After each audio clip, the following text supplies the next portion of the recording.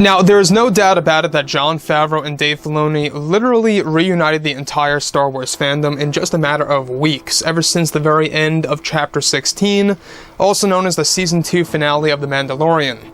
This is Mike Zero. Make sure to subscribe if you are new to the channel for future Star Wars content.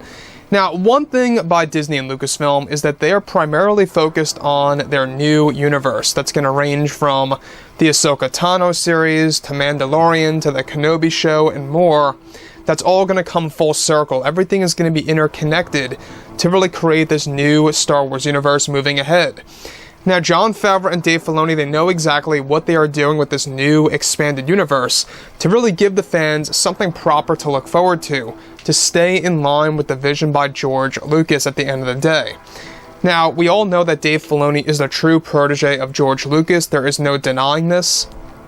Regardless of Bob Iger saying of how he sees a lot of George Lucas within Favreau, I do agree that George Lucas, is within Favreau, because Favreau knows exactly how to use George Lucas's vision and kind of do something new with that. So he's got that talent of Lucas within him as well. So the thing about Dave Filoni, however, is that I always saw him as the true, protege of George Lucas, the true replacement of George, because he just knows the deep Star Wars lore. He was taught everything by George Lucas on what to do with Star Wars, and there's that. So, what's really exciting all has to do with the Ahsoka Tano series and what's in store. With Dave Filoni already working on that show, Jon Favreau is hard at work on the Book of Boba Fett and Mando Season 3 and 4. Now, further, it's described, however, that Dave Filoni is planning a massive sequence that will involve the Worlds Between Worlds for the show, and an extended segment from Return of the Jedi that is set to retcon an aspect of the movie.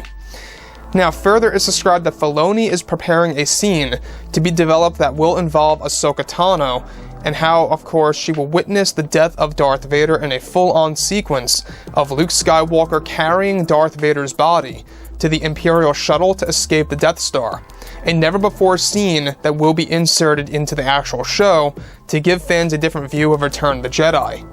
This sequence is set to feature a young Luke again, as well as a look-alike to portray and insert Sebastian Shaw, with Luke putting the Vader mask back on the body of Darth Vader and carrying his father's body to the Imperial shuttle to take off of the Death Star 2 before it explodes.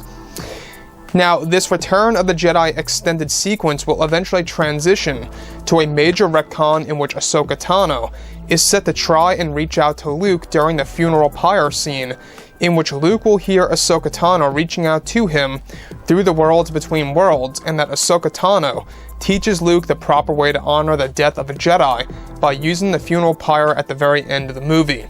So let's stop right here for a second, because this is a big deal that's going to change how we view the entire ending of Episode 6.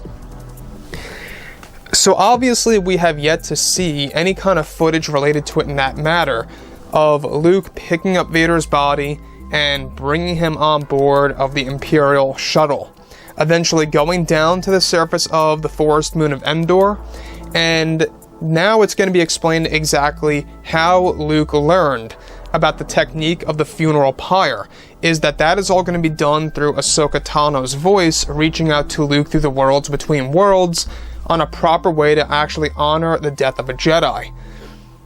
Now again, I'm not quite sure how I really feel about this. I mean, it is a very interesting aspect of Star Wars through using the Worlds Between Worlds, and how Ahsoka Tano is going to be using that to her own advantage in specific ways. Is this essentially necessary? I'm not quite sure about that. I think it is a very interesting decision by Dave Filoni that they are indeed planning this massive sequence that's going to give us a retelling, if you will, of the very end of Return of the Jedi through the Worlds Between Worlds, which, by the way, is technically time travel, but in a different way.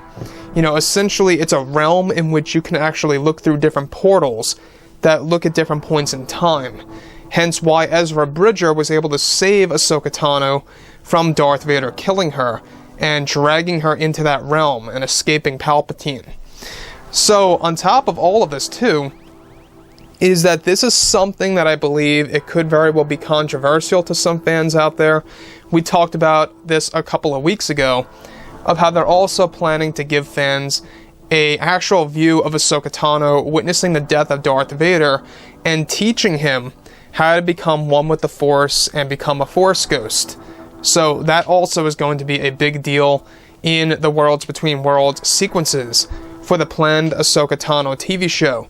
The Worlds Between Worlds seems like it's going to be a significant focus for this show because it's all on the logo of the TV series. You can see all of the symbols that are associated with that realm from Star Wars Rebels Season 4, of course. So, like I've said before in the past, I think that Dave Filoni is going to nail it with this actual show.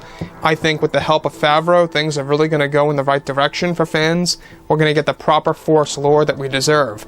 So like I said before, guys, drop a comment below. Let me know about all this in the comments, and if you guys did enjoy the content for today, do make sure to drop a thumbs up on this video to support the channel. I thank you all so very much for the kind support, and I'll catch you guys next time.